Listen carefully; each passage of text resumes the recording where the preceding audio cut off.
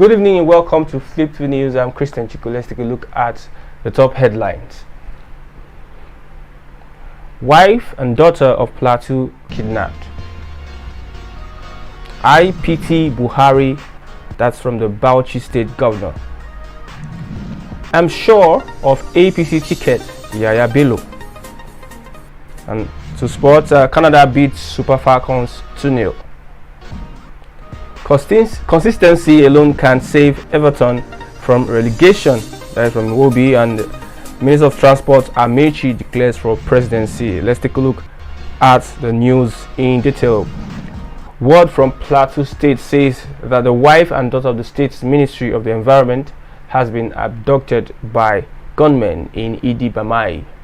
Family sources told the press that both mother and daughter were abducted on Saturday morning when the gunmen invaded the residence of the commissioner. Then, however, confirmed that the incident had been reported to the security agencies in a bid to ensure the return of the victims. The assailants were said to have forced their way into the house in the early hours before abducting the victims of Ginduri Township of Mangu local government area of the state. According to eyewitnesses, the attack lasted for about an hour as the gunmen blocked major roads in the township while the operation was ongoing. Ginduri Township and its environs had been under a series of attacks by gunmen in the past few weeks, during which several residents were abducted. On the Bauchi state governor, Bala Mohammed, the Bauchi state governor, says he feels pity for President Muhammadu Buhari because he lacks support in the fight against insecurity in the country. The governor offered to collaborate with the federal government to manage the situation as he revealed that one of the local government areas in Bauchi state was recently attacked by bandits. He said this while distributing vehicles to district heads and all 20 local government council chairmen in Bauchi state. He tasked the council chairmen to also work in security with their communities. It is unacceptable for the federal government to continue to say they cannot secure this country, our communities, he said. We have the resources to do it. I really pity our father, the president and commander-in-chief, because he really wants to do it, but he has not been supported.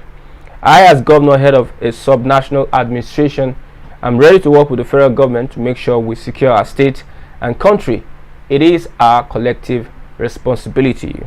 On Yaya Bello, Governor Yaya Bello of Kogi State on Friday said he remained the most preferred and favored contender to clinch the presidential ticket of the ruling All Progressives Congress in the 2023 general elections, while expressing his wish to appoint Nigeria's first female vice president if he gets the ticket of the APC for the 2023 elections, and his approval to choose his running mate. He said mundane things like zoning should be discarded in the political lexicon of Nigeria.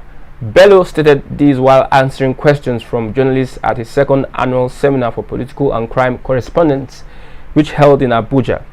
There were reports that some aspirants, including Governor Yaya Bello, Vice President Yemi Osinbajo, a former governor of Lagos, Asiwaju Bola Ahmed Tinubu, Governor of Ebonyi State, Dave Umahi, a former governor of Abia State, Ojuzo Kalu, and ex-governor of Imo State, Owele Okorocha, have openly declared their interest to succeed the president, Major General Muhammadu Buhari, retired, whose second tenure would end on May 29, 2023.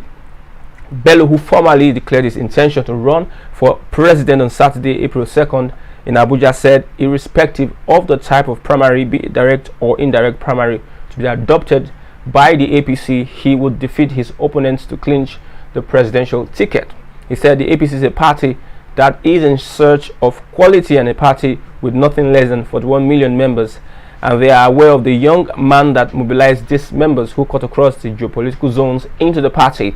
And the APC knows the body language of the nation today, and they are aware that the youth and women are clamoring for that person who is detribalized and that person who is ready to build on the modest achievements of President Buhari. Let's go into the world of sports. Canada and the Super Falcons, Olympic champions Canada, defeated the Super Falcons 2-0 in their friendly game played in the early hours of Saturday. Jessie Fleming and Vanessa Gales scored for Canada in the second half. With the victory, Canada recorded their second ever win against the Falcons. The game, which took place inside the BC Place Stadium, Vancouver, saw Canada dominate most part of the game as they created more scoring opportunities. Both teams will meet again on Tuesday, 12th April at 3:30 a.m. Nigerian time in Victoria.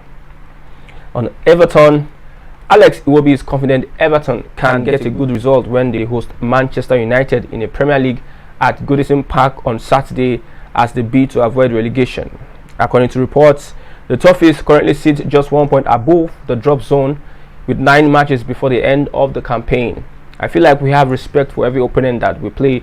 We have different tactics for every team, but when we don't go into any game with any fear, the Nigerian international told Talk Sport. However, the match today played Everton 1, Manchester United 0.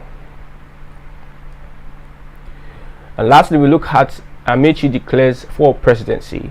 The Minister of Transportation, Rotimi Amaechi, on Saturday announced his intention to seek the office of the president in the coming general election. He made his intention known at the Adokiye Amiesi Maka Stadium, Rivers State, during the All Progressives Congress Thanksgiving. He said, "I stand before you today to declare my intention and submit my application to serve as your next president." We've come to the end of Fliptv News. Hope you enjoyed the report. I remain Christian Chuko.